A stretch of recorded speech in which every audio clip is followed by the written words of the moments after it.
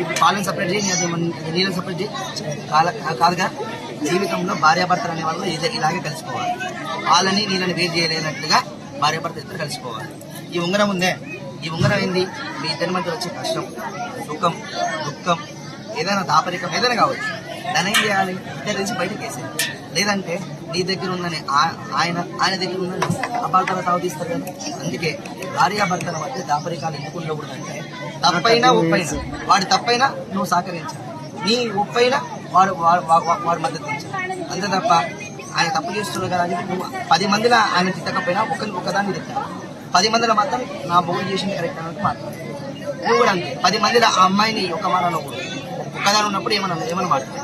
ఇదే భార్యాభర్తల అనుబంధాన్ని ప్రశ్నిస్తుంది. ఇప్పుడు ఈ ఉంగరము నేనే గెలవాలి నువ్వు అనుకుంటే, నేనే గెలవాలో వాడు అనుకున్నాను. అట్లా కాకుండా ఇద్దరికి ఎవరు గెలిచినా ఒకటి అనుకుంటే ఎవరికొకటి ఆ ఉంగరం దొరుకుతుంది. అవునా కదా? ఏమనుకున్నారు? మేమే గెలవాలి. అదే భార్యాభర్తల మధ్య అది ఉండకూడదు. ఒకరు కోపమైనాక ఒకరు తగ్గాలి, ఒకరు కోపమైనప్పుడు ఇంకొకరు తగ్గాలి. అది భార్యాభర్తల మధ్య. సరేనా? చేతులు